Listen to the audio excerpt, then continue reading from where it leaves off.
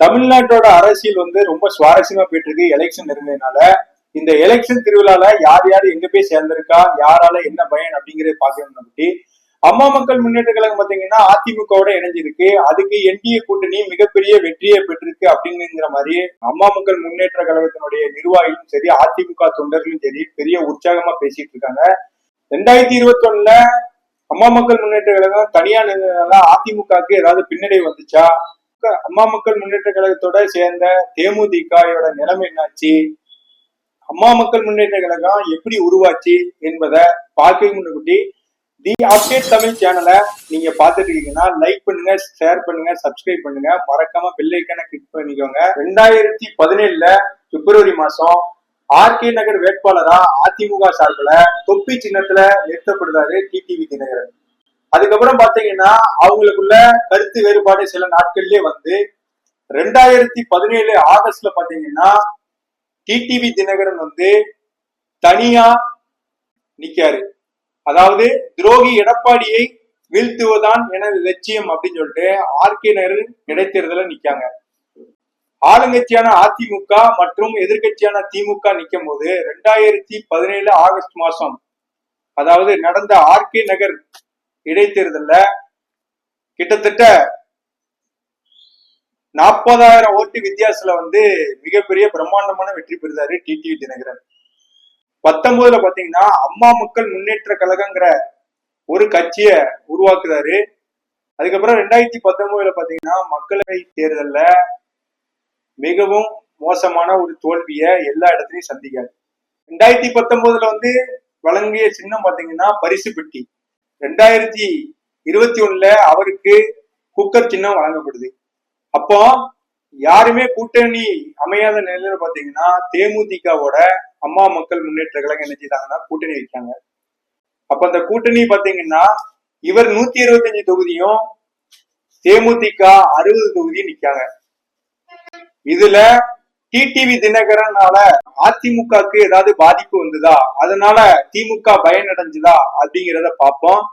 இவர் எத்தனை தொகுதிகள்ல எத்தனை ஓட்டு எடுத்திருக்காங்க, எவ்வளவு ஓட்டு வாங்கினாரு, எத்தனை ஆயிரம் டு எத்தனை ஆயிரம் ஓட்டு வாங்கினாரு, திமுகக்கு எத்தனை சீட்டு இவரால் அங்க போச்சு, அதிமுகக்கு எத்தனை சீட்டு பின்னடைவாச்சு அப்படிங்கிறத இப்ப நம்ம பார்ப்போம். ஆர்கே நகர்ல வெற்றி பெற்ற தினகரன் மக்களை தேர்தலில் படுதோல்வியை சந்திச்சு 2021 அதிமுகவை மீட்பேன் அப்படின்னு சொல்லிட்டு அவர் என்ன செய்தார்னா தேமுதிகவோட கூட்டணி வச்சு நிக்காரு. அப்ப பாத்தீங்கன்னா 17 தொகுதிகள்ல தேமுதிகவும் டிடிவி தினகரும் இணைந்து வாங்கிய வாக்கு எவ்வளவுன்னு பாத்தீங்கன்னா 400 to 800 ஓட்டு. 17 தொகுதிகள்ல 48 தொகுதியில டிடிவி தினகரன் மற்றும் தேமுதிக இணைந்து டிடிவி தினகரனுடைய வேட்பாளர் நின்ன 48 தொகுதியில அவர் வாங்கிய ஓட்டு எவ்வளவுன்னு பாத்தீங்கன்னா 1000 to 2000 ஓட்டு உள்ள. 28 தொகுதியில இவருடைய வேட்பாளர்கள் நின்ன தொகுதி பாத்தீங்கன்னா 2500 ஓட்டு. அதுக்கப்புறம் 6 தொகுதியில 3500, 8 தொகுதியில 4500 ஓட்டு, 2 தொகுதியில 5500 ஓட்டு வாங்கியிருக்காரு. 15 தொகுதிகள்ல இவர் வாங்கிய ஓட்டு எவ்வளவுன்னு பாத்தீங்கன்னா 10,000 to 15,000. 7 தொகுதிகள்ல 20 to 35,000 ஓட்டு வாங்கியிருக்காங்க. 2 தொகுதிகள்ல 55,000, 58,000 ஓட்டு வாங்கியிருக்காங்க. இதுல டிடிவி தினகரன் எதுல நின்னாருன்னு பாத்தீங்கன்னா கோவில்பட்டி தொகுதியில அவர் வாங்கிய ஓட்டு எவ்வளவுன்னு பாத்தீங்கன்னா 56,153. இது ஆப்போசிட்ல பாத்தீங்கன்னா அதிமுக வேட்பாளர் வெற்றி பெற்றாரு. இது எல்லாருக்கும் தெரியும். இது மூலமா 2026 எலெக்ஷன்ல அதிமுகவோட இவங்க கூட்டணி வச்சு மாபெரும் வெற்றிய பெறலாம் அப்படின்னு சொல்லி என்டிஏ ஒரு கணக்கு போட்டு டிடிவி தினகரன் அவர் மீது ஏற்கனவே நிறைய வழக்குகளை இவங்க புனையப்பட்டு அவரை அரெஸ்ட் பண்ணி ஏற்கனவே ஜெயில வச்சிருந்தாங்க. அதை பயன்படுத்தி பிஜேபியோட என்டிஏ கூட்டணியில இணைச்சி செயல்பட்டாங்க. இதுக்கு முன்னாடி பாத்தீங்கன்னா அதிமுக வீழ்த்ததுக்கு தான் நாங்க இங்க வந்திருக்கோம். அதிமுக அம்மாவுடைய அதிமுக வந்து துரோகி எடப்பாடி பழனிசாமியில இருந்து மீட்கணும் அப்படின்னு சொல்லிட்டு தான் அம்மா மக்கள் முன்னேற்ற கழகத்தை நான் உருவாக்கி இருக்கேன். அதனால எந்த நிலையிலயும் அவர் கூட கூட்டணி கிடையாதுன்னு சொல்லிக்கிட்டு இருந்த இவரு இன்றைய தினம் பாத்தீங்கன்னா அதிமுகவுடைய என்டிஏ கூட்டணியில இணைஞ்சிருக்காங்க பிஜேபியோட நெருக்கடியால அப்படிங்கிறதுதான். இப்போ இவர் வாங்கிய ஓட்டுனால திமுக 2021 பாதிச்சுதா அப்படின்னு பார்க்கும்போது 21 தொகுதியில இவர் நின்னதுனால அதனுடைய இம்பாக்ட், அதாவது கணிசமான டிடிவி தினகரனுக்கு உள்ள ஓட்டு யாருக்குள்ள ஓட்டுன்னு பாத்தீங்கன்னா அதிமுகவோட ஓட்டு தான் இவர் பிரிச்சு கொண்டு வந்தாரு. அந்த நிலையில 21 தொகுதிகளை வந்து பாத்தீங்கன்னா இவருடைய ஓட்டு வந்து ஷேரிங்னால இம்பாக்ட் ஆயிருக்கு. அதுல எந்த மாற்று கருத்து இல்ல.